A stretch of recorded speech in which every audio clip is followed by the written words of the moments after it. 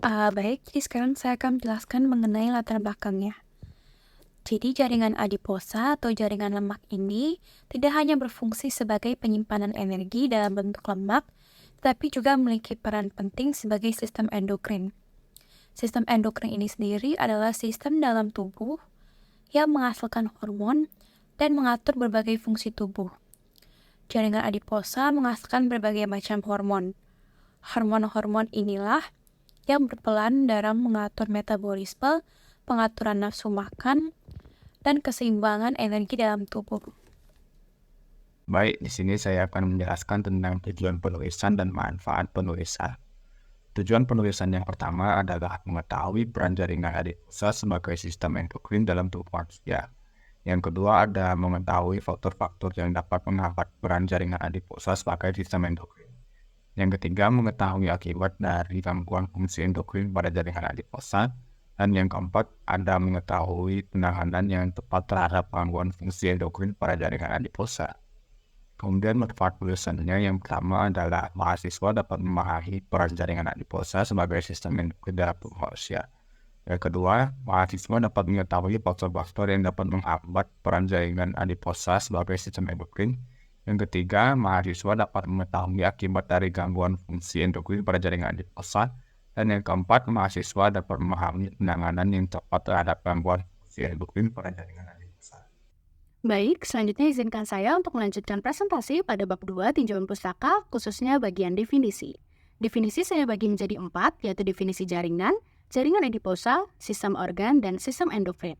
Yang pertama adalah jaringan. Jaringan merupakan sekumpulan sel yang membentuk suatu kesatuan dan fungsi tertentu. Ada 4 jaringan dasar pada tubuh manusia, yaitu jaringan epitel, jaringan pengikat, jaringan otot, dan jaringan saraf. Jaringan ikat merupakan jaringan yang di antara sel-selnya terdapat banyak zat interseluler yang terdiri dari serabut kenyal dan serabut kolagen. Selanjutnya, jaringan adiposa. Jaringan adiposa merupakan bentuk khusus dari jaringan ikat longgar yang menyimpan lemak dalam sel-sel adiposa yang tersebar di seluruh matriksnya.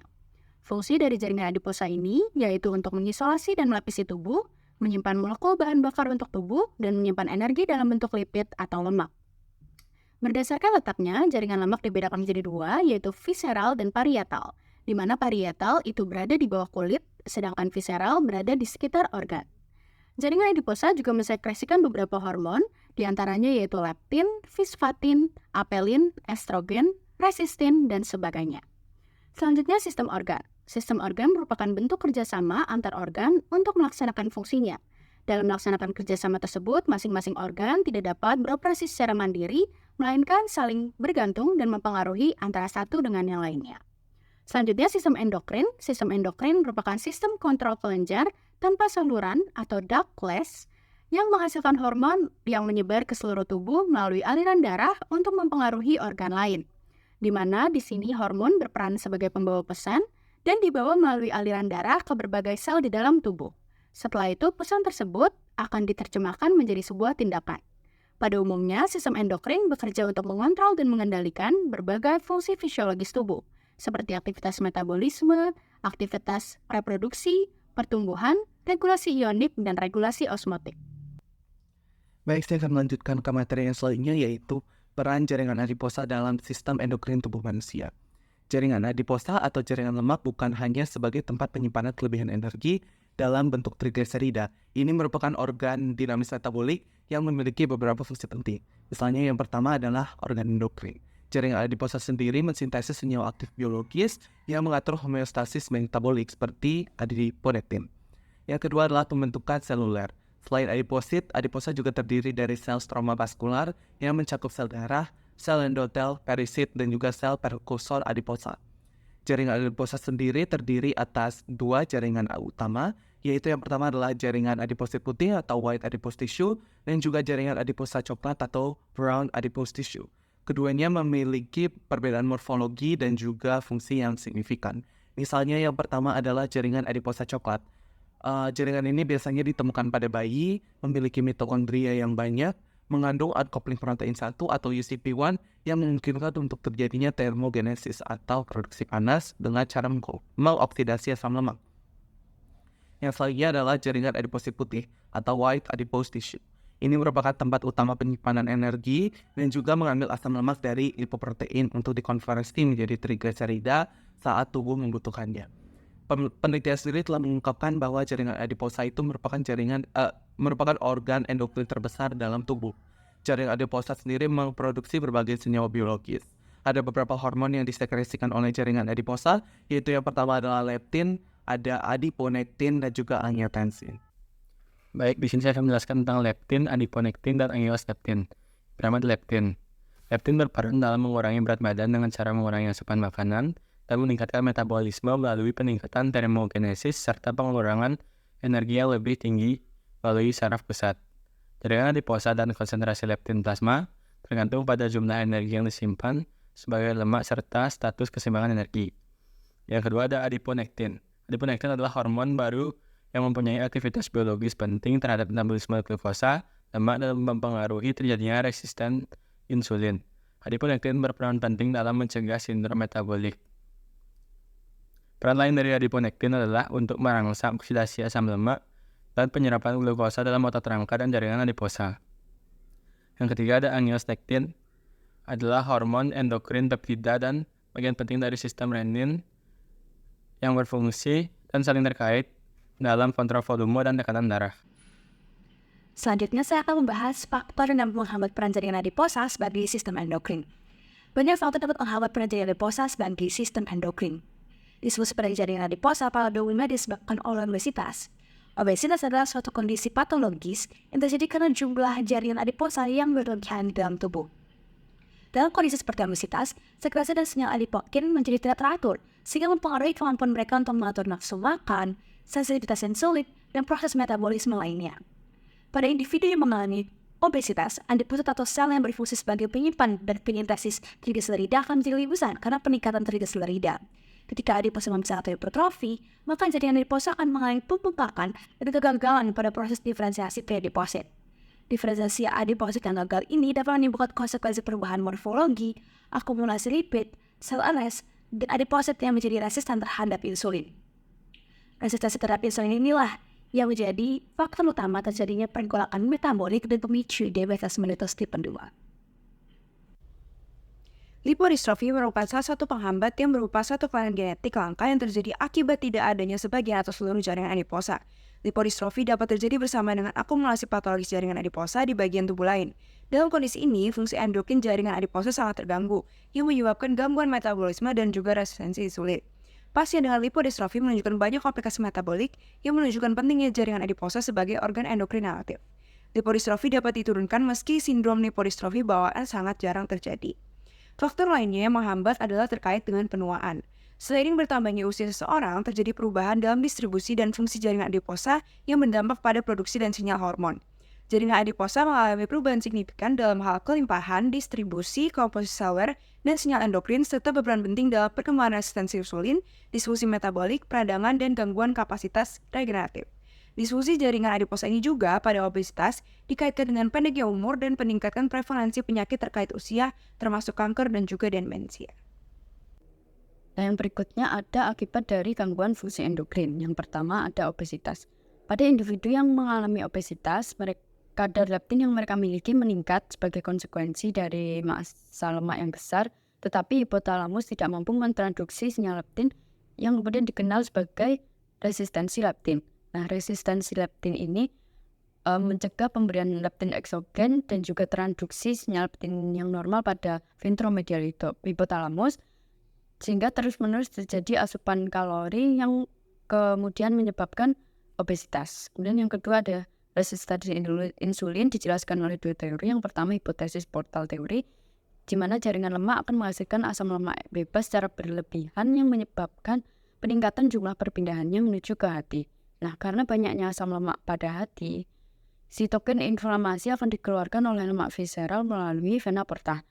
Hal ini dapat menyebabkan resistensi insulin pada hati sehingga produksi glukosa yang meningkat menjadi tidak terkendali. Kemudian yang kedua ada hipotesis spillover, di mana kemampuan jaringan non-adiposa untuk mengoksidasi serta menyimpan asam lemak bebas terbatas yang menyebabkan penumpukan akumulasi lemak ektopik dan derivat aktif asam lemak bebas yang kemudian berakhir pada resistensi insulin.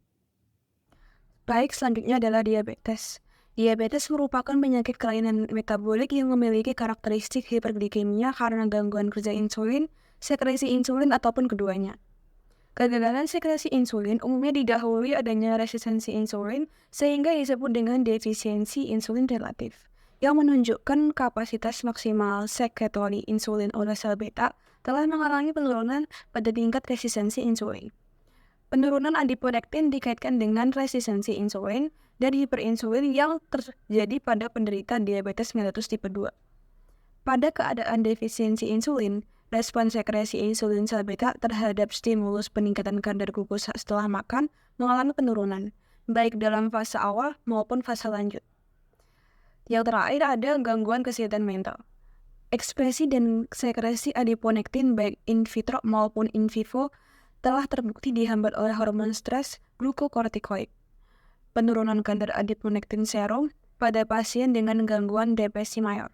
Leptin yang telah terbukti mempengaruhi struktur hipokampus dan kortikal. Paparan stres kronis terbukti menurunkan serum leptin dan reseptor leptin telah ditemukan di sistem limbik. Kadar leptin yang rendah juga ditemukan pada pasien dengan perilaku depresi. Baik, selanjutnya adalah penanganan gangguan fungsi endokrin pada jaringan adiposa.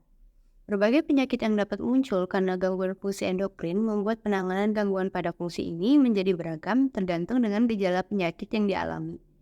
Perlu adanya penanganan yang tepat dengan didasari oleh hasil diagnosa dari dokter dan pemeriksaan secara rutin, seperti resistensi insulin yang mengarah pada peningkatan kadar glukosa dalam darah. Penanganannya dapat berupa pengobatan yang diberikan oleh dokter untuk mengelola resistensi insulin, dan juga pengawasan berat badan, serta memakan makanan yang dapat meningkatkan sensitivitas insulin. Selain itu, latihan fisik secara teratur juga dapat membantu untuk meningkatkan sensitivitas insulin. Lalu ada gangguan kesehatan mental yang dapat ditangani dengan pengelolaan stres yang baik untuk menghindari komplikasi berbagai penyakit lainnya. Baik, sekarang saya akan membahas penanganan pada diabetes dan pada obesitas. Diabetes yang berasal dari gangguan fungsi endokrin membutuhkan perawatan jangka panjang serta pemeriksaan rutin. Konsultasi dengan dokter terkait dapat menjadi langkah awal yang tepat untuk mendapatkan diagnosis yang akan mengarahkan pada perawatan yang sesuai juga. Karena penanganan diabetes sendiri dapat berbeda-beda sesuai dengan tipe diabetesnya. Hal terpenting dalam penanganan kasus ini adalah manajemen gula darah, mengukur gula darah, dan melakukan diet untuk mengatur asupan makanan yang tinggi glukosa. Beberapa cara lain dalam penanganan diabetes ini dapat dilakukan dengan bekerja sama dengan ahli gizi untuk merancang rencana makanan yang sesuai dengan jenis diabetes, serta mengonsumsi insulin atau obat-obatan yang telah diresepkan oleh dokter spesialis. Selanjutnya, penanganan obesitas sebagai gangguan fungsi endokrin dalam jaringan adiposa akan disesuaikan berdasarkan penyebabnya. Diagnosis sebagai langkah awal untuk mengetahui penyebab ini dapat dilakukan dengan melibatkan tes darah dan pemeriksaan hormon. Perawatan yang akan diberikan akan disesuaikan dengan hasil diagnosis. Pada pasien yang mengalami obesitas akibat gangguan pada fungsi endokrin akan diberikan terapi endokrin. Selanjutnya, setelah mendapatkan penanganan medis, hal yang dapat dilakukan adalah melakukan diet seimbang, mengurangi kalori, merencanakan diet dengan ahli gizi dan pelatih pribadi untuk aktivitas fisik yang dapat membantu proses diet dengan tujuan penurunan berat badan. Baik, izinkan saya untuk menyimpulkan presentasi kali ini. Yang pertama, peran jaringan adiposa sebagai sistem endokrin tubuh manusia adalah sebagai tempat penyimpanan untuk kelebihan energi dalam bentuk lemak dan mampu mensintesis sejumlah senyawa aktif biologis yang mengatur homeostasis metabolik. Yang kedua, faktor penghambat peran jaringan adiposa sebagai sistem endokrin adalah sistem disregulasi adipokin, lipodistrofi, dan penuaan. Akibat dari gangguan fungsi endokrin pada jaringan adiposa adalah obesitas, resistensi insulin, diabetes, dan gangguan mental. Adapun penanganan dari gangguan fungsi endokrin pada jaringan adiposa dapat disesuaikan berdasarkan penyebabnya. Misalnya, penanganan obesitas dapat dilakukan terapi endokrin ataupun pengaturan ulang pola makan. Adapun salah satu cara untuk mengatasi resistensi insulin adalah dengan pemberian obat, pengawasan berat badan, dan memakan makanan yang dapat meningkatkan sensitivitas tubuh terhadap insulin. Diabetes dapat ditangani dengan pemeriksaan rutin, manajemen gula darah, dan pengonsumsian insulin. Dan yang terakhir, gangguan kondisi psikologis dapat ditangani dengan pengelolaan stres yang baik. Adapun beberapa saran yang dapat kami ajukan yakni, yang pertama, Pembaca diharapkan dapat lebih menyadari pentingnya menjaga keberadaan jaringan adiposa sebagai sistem endokrin di dalam tubuh manusia dari faktor hambatan tertentu.